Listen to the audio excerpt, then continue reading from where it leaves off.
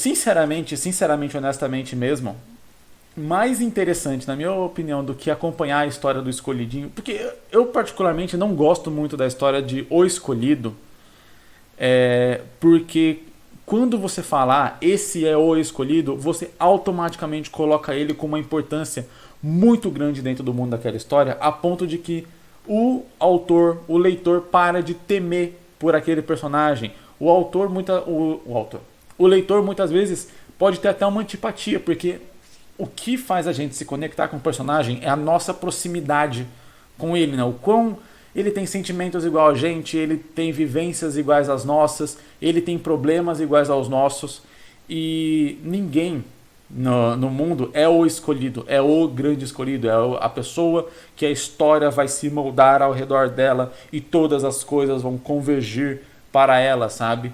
A gente muitas vezes se sente o excluído, às vezes a gente se sente, a maioria das pessoas se sente uma pessoa que, tipo assim, a vida parece que só faz coisa ruim com você, parece que nada de bom pode acontecer. Quando você tem a chance de ter sorte ou azar, o azar parece que sempre vai prevalecer. Então todo mundo se sente meio que excluído, se sente meio que uma carta fora do baralho do mundo ali, como se a vida fosse muito melhor para as outras pessoas do que para a gente. Isso é meio que um sentimento assim generalizado. Não importa o quanto você acredite que uma pessoa tem sorte ou azar, ela sempre vai acreditar que sempre tem mais azar do que sorte. Então quando a gente vê protagonistas que tem muito azar, né, a gente se identifica de imediato com eles. É uma das coisas, por exemplo, que faz todo mundo gostar tanto do Homem-Aranha. É o fato de ele ser um super-herói, mas que ele é pobre, que ele tem que pagar aluguel, que tudo dá errado na vida dele. Ele é um super-herói muito fodido, muito ferrado na vida.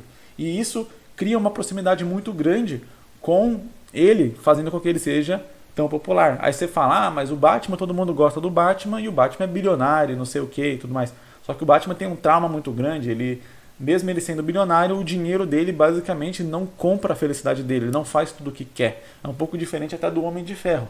E o Homem de Ferro, a gente foi gostando meio que da arrogância dele, gostando dele como um personagem mais assim, antipático, e depois aprendeu a gostar dele quando ele deixou de ser esse queridinho, digamos assim, esse louvado pela vida, né? Até porque as coisas ruins acontecem com ele já logo de cara, então mostra ele como um grande babaca, e logo de cara no primeiro filme a história dá uma porrada nele muito grande para fazer ele descer daquele pedestal, e aí beleza, você consegue se conectar um pouco mais com ele agora que ele tá ferrado numa caverna, enfim, sem os recursos, sem tudo aquilo, né? Era muito mais difícil você se conectar com aquele personagem antes.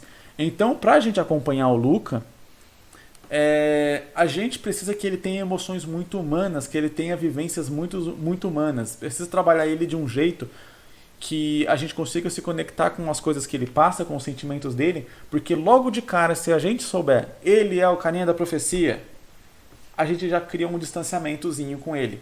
Então é preciso trabalhar ao longo da história os acontecimentos, as emoções, o sentimento, o carisma do próprio personagem, para que a gente volte a se apegar por ele, que é o que fizeram exatamente com o Aang na lenda de Aang, né? Então, apesar de ele ser o cara da profecia, de ele ser alguém grandioso ou avatar e tal, ele é um personagem muito humilde, muito simples. Ele é um personagem até meio bobo, meio infantil, que erra bastante até. Então a gente consegue ali meio que se apegar a ele por conta dessas características. E a história também, assim, ela gira bastante em torno dele até. Assim, muitas coisas acontecem de forma favorável a ele, mas realmente ele acaba ganhando no carisma com relação a essas questões aí que eu tô falando. Então, eu particularmente acho que seria mais interessante a gente acompanhar a vida de quem está querendo, quem está ali ferrado, esperando a vinda de um Messias, a vinda de alguém que vai salvar ali ela, enquanto pessoas extremistas que falam, não, esse cara aqui, ele, sei lá, por ele dominar os dois lados, todos os elementos e tal, ele vai querer unir, fazer uma grande unificação de dois povos, e a gente é extremista, a gente se acha melhor que os outros, a gente não quer essa unificação, então a gente não quer que esse cara nasça. Eu consigo ver a luta dessas pessoas com muito mais interesse do que a luta do Luca para, sei lá, recuperar as memórias perdidas dele, sabe? Por que é importante para mim que o Luca recupere as memórias perdidas dele?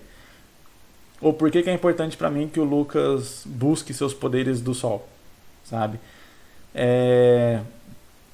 Talvez, beleza, vai indo pro lance da história mesmo, talvez, ok. A gente apresenta o Luca não no nascimento dele, não numa jornada de crescimento, mas a gente já acompanha o Luca, a gente acompanha ele numa jornada de descensão e ascensão. Então o que acontece? Apresentamos o Luca já como o cara da profecia que realizou, que unificou os povos, que fez, aconteceu e beleza, ele é o fodão, ele é o rei, ele realmente é o cara. E aí, a partir daí, vem esse grupo extremista e consegue tirar o poder do sol dele. Aí a gente coloca ele no mesmo patamar que o Tony Stark, o cara que era fodão, e aí ele perde o poder, então ele cai.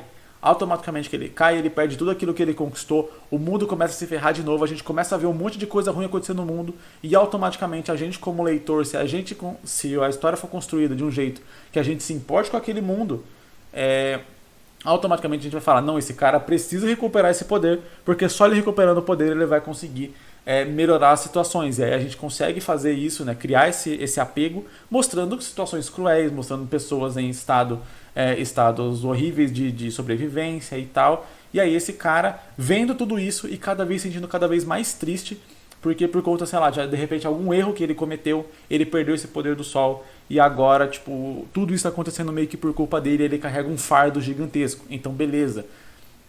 Ele vai ter ali, ele vai ser o cara da profecia, ele vai ter o protagonismo da história, mas os acontecimentos da história não vão estar convergindo para ele, porque tudo agora já deu errado e aí ele tem que ir num caminho para buscar reverter a situação e voltar lá para o começo da história. Voltar lá para o começo quando estava tudo bem e tal, antes dele cometer algum erro.